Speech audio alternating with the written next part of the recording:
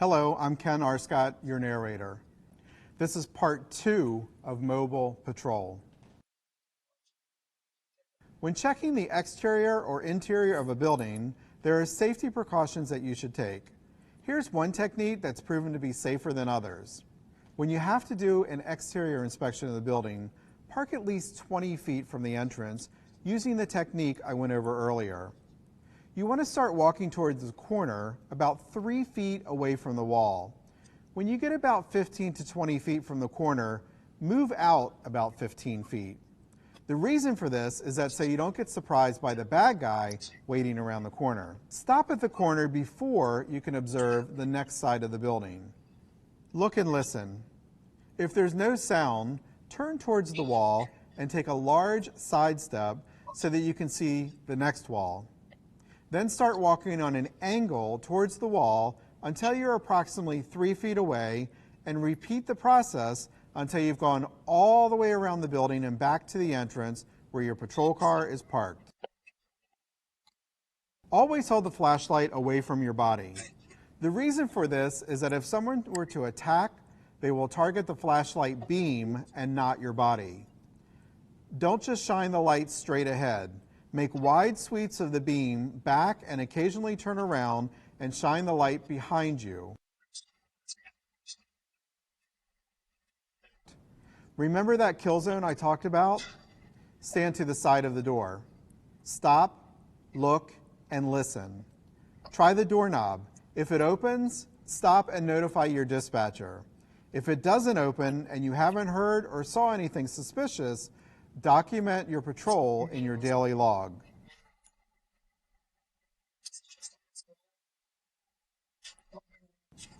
Advise your dispatcher when you arrive.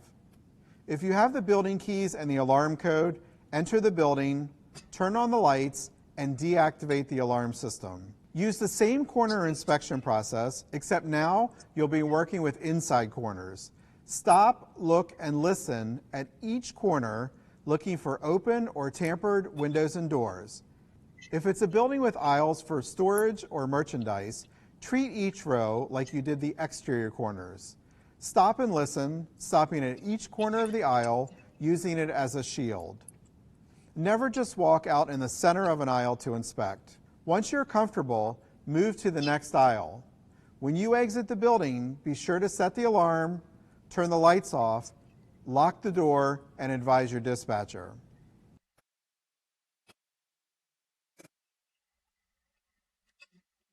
Shopping centers come in all sizes.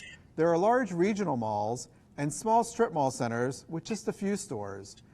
Some malls are open for long periods of times. Others are open just during the day or maybe the early evening. They all have parking lots, rear doors, loading docks. Some shopping centers require patrols during closed hours, while others require 24-hour coverage. The primary reason for patrolling shopping centers is to deter criminal activity.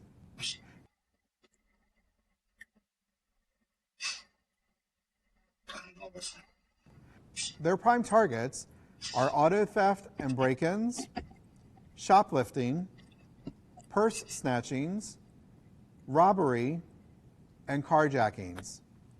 Their primary targets are people approaching or leaving their cars with shopping bags, pushing shopping carts, elderly people, fumbling for your keys, loading bags into cars, securing toddlers into vehicles.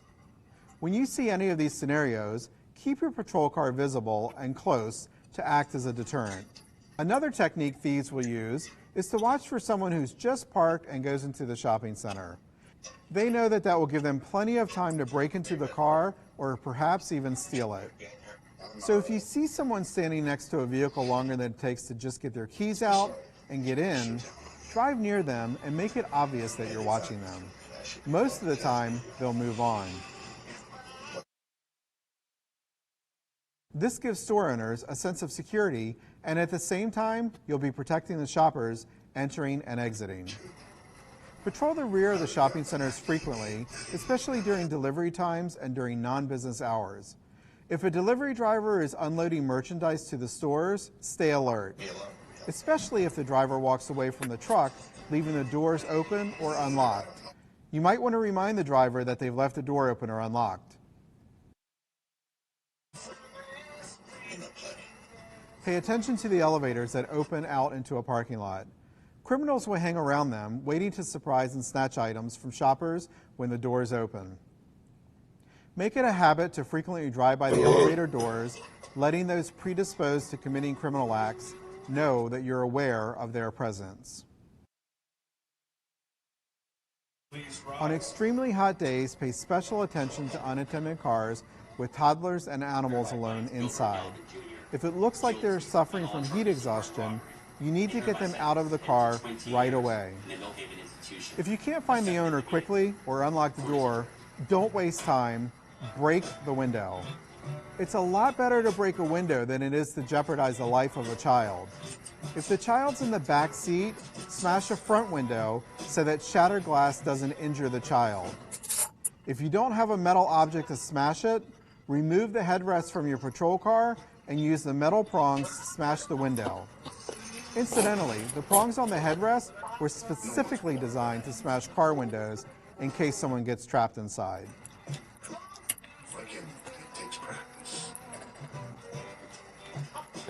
Periodic patrols of strip malls are usually conducted during closed business hours. They all have rear delivery doors. If you're required to get out of the car to inspect the building, be sure to use the corner patrol technique that I spoke of earlier. Pay special attention to the dumpsters. Very often, dumpsters and the area around them are used by dishonest employees to hide stolen merchandise. Most gated communities will have a gatehouse with a security officer. They are fenced in and they have automatic traffic arm gates. Large gated communities will also have mobile security patrols. All of this gives comfort to the residents. The problem is that just gates and fences cannot prevent all crimes. To get the maximum security, mobile patrol officers have to give special attention to vulnerable areas. For security and convenience of the residents, most large gated communities issue their residents community stickers for their windshields. The stickers allow the security officer to be able to quickly identify them as residents. When a guest or delivery truck visits, they're given a temporary pass to display on the dashboard. Mobile patrol officers are required to check all vehicles for community stickers and visitor passes. If they observe the vehicle without community stickers or a visitor pass, they should contact the security officer at the gate and ascertain if the car or truck is authorized. If it's not, they shall comply with the post's instruction procedures. Those procedures could be as basic as just leaving a note on the windshield up to having a vehicle towed. Some of the larger gated communities have additional unmanned gates with automatic traffic control arms. Residents use a remote control device or access card to open the control traffic system. This might be very convenient for the residents, but it presents a security problem. That's because any authorized persons can walk around the gate. It also can let an unauthorized vehicle piggyback in behind a resident. Security officers should give special attention to these unattended entrances as well as the surrounding roads. If they observe someone that they don't recognize walking around, they should try to ascertain their purpose for being in the community. For mobile patrol duties, above ground and underground parking lots with entrance and exit gates are very similar. One major problem is that they are not visible from the outside, which gives criminals the opportunity to commit crimes without being observed. They usually have unattended ticket dispensers with an automatic traffic arm that opens once the ticket is pulled. As a result, any car, or people for that matter, can go in and out without being screened. Most people at these parking lots will be going to and from their cars.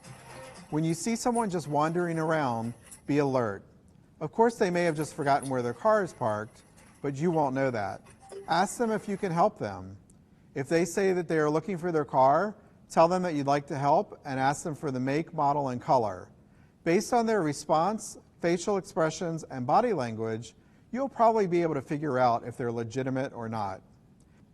If you're suspicious, tell them that for their safety, you're going to follow them while they look for their car. Do not offer them a ride. That could put you in danger, and it's probably against your company's policy. If it becomes obvious that there is no evidence of a car, advise your dispatcher or supervisor of the circumstances. Then advise the suspect that they must leave the parking lot because they are trespassing.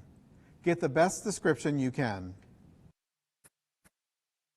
There are criminals in vehicles riding around looking for an opportunity to commit a crime. If you see the same vehicle wandering around the parking lot with no purpose, get the tag number, make, model, and description of the driver and passenger if there is one. Notify your dispatcher that you are about to conduct an interview with the suspect. Give a description of the vehicle and the parking level that you're on. Cautiously approach the vehicle and ask them if you can help them. If they don't have a valid reason, tell them that they have to leave because they're trespassing. A construction site to a thief is like honey is to bees. Construction sites have thousands of dollars worth of building materials and machinery, all usually stored in open spaces. Larger construction sites usually have a security officer on duty during closed hours. Construction sites are not always fenced in, and even when they are, the fencing's not always the greatest. Because of the cost of full-time security, some builders will just have periodic patrol checks. If you're assigned to patrol construction sites, remember to stagger your patrols. Use the approaching patrol methods that I spoke about earlier. If you observe someone on the property, check them out. If they are employees, they will easily be able to identify themselves. If they're not, advise them that they are trespassing and ask them to leave. If they refuse, contact your dispatcher to call the police for assistance. Stay in your patrol car and keep them under surveillance. Make sure that you get the best description possible. If they look suspicious and are standing on public space, there's not much you can do about it except get a description and make it obvious that you're keeping them under surveillance. Some construction sites have flammable liquids and high voltage electricity. When these two are combined, it has the potential to become extremely dangerous. Check the storage barrels for leakage. If you discover leakage, notify your dispatcher. Construction sites are considered an attractive nuisance when it comes to juveniles. They draw juveniles who want to play and sometimes wind up vandalizing the site. If you observe juveniles on the site, tell them they have to leave. If they run away when they see you, try to ascertain a good description for your report and notify your dispatcher. Many homeowners, especially high-dollar homes, use mobile patrol services to periodically check the perimeter of the house while they are away. Checking a private home is very similar to checking a business, with one exception. When you're doing an exterior wall patrol and using the corner inspection technique, it can sometimes be difficult because of the shrubbery against the house. Burglars will hide in or behind shrubbery whenever they see someone coming. Be especially cautious as you look by shrubbery. Look behind and under them. If it's nighttime, use your flashlight. If the home has an unattached garage, check that out as well. In other words, follow your post instructions.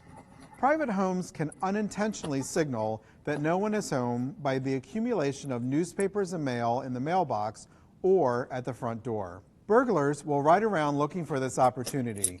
That's because it's a sure sign that no one is home or has been home for some time. Gather them up and put them in the plastic grocery bag that I suggested earlier that you carry, and either take them to a neighbor or to your headquarters. Of course, there could be another reason for the accumulation of newspapers and mail. The resident may be injured inside or worse. Have your dispatcher call the resident to ascertain if everything is okay. If they don't get a response, notify the police.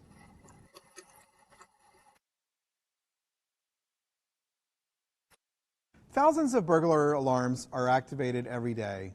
When a burglar alarm goes off, the central station will always notify the police.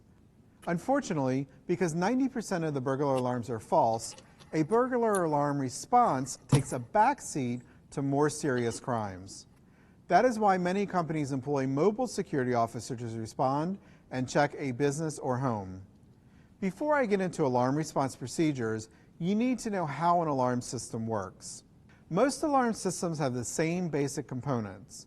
The main unit is called the alarm panel. Then there are usually one or more access pads for exiting and entering. Then there are door and window contacts, sometimes motion detectors, and a siren or a horn that will sound when the alarm is activated. And in today's day and time, video surveillance. All of them tie into the control panel. This process works as follows. The access pad is what turns the system on and off. When the green LED light is on, all the contact doors and windows are secure. The other reason that the green light will appear is that the correct code was entered when entering the building. When the red LED light is on, that indicates that the alarm is set. When there is no light on, that could indicate that there's an open door or window or a possible problem with the system. Once the alarm system is set, any door or window that opens sends a signal to the control panel identifying its location. The control panel then sends a signal to a central station, giving them the address and the exact location where the alarm was breached. A central station dispatcher will notify the police and then the alarm response patrol unit to the location. Unlike standard patrol checks, alarm response is a known emergency. Even though over 90% of alarm responses are false, it's still more hazardous than a standard patrol check because you know this has a greater chance of being real. When you receive an alarm response assignment, drive directly to the location. When you get about a block away, slow down and notify your dispatcher that you're about to arrive and start looking for suspicious vehicles or persons. Don't drive directly up to the entrance. Remember that kill zone theory that we spoke of. Park your patrol car along the side of the building about 15 or 20 feet from the entrance with the patrol car facing the entrance. Check the entrance for signs of any burglary attempts. Try to open the door. If it opens, stop. Radio your dispatcher to contact your supervisor and notify the police for assistance. Then go back to your patrol car and keep the premises under surveillance. Write down all tag numbers and descriptions of all nearby vehicles while you're waiting for your supervisor and the police to arrive. Whether or not you go inside the premises depends on your company policy. If the policy is that you do, go inside with a backup security officer or supervisor. I highly recommend that you have building search training and you're armed.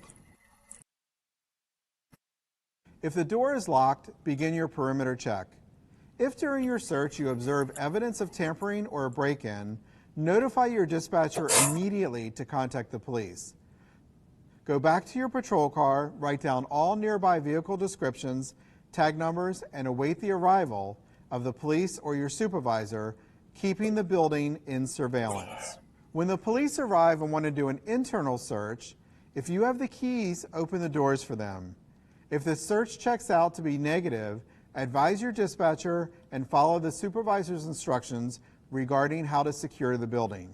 If you find no evidence of a burglary, notify your dispatcher and make an incident report.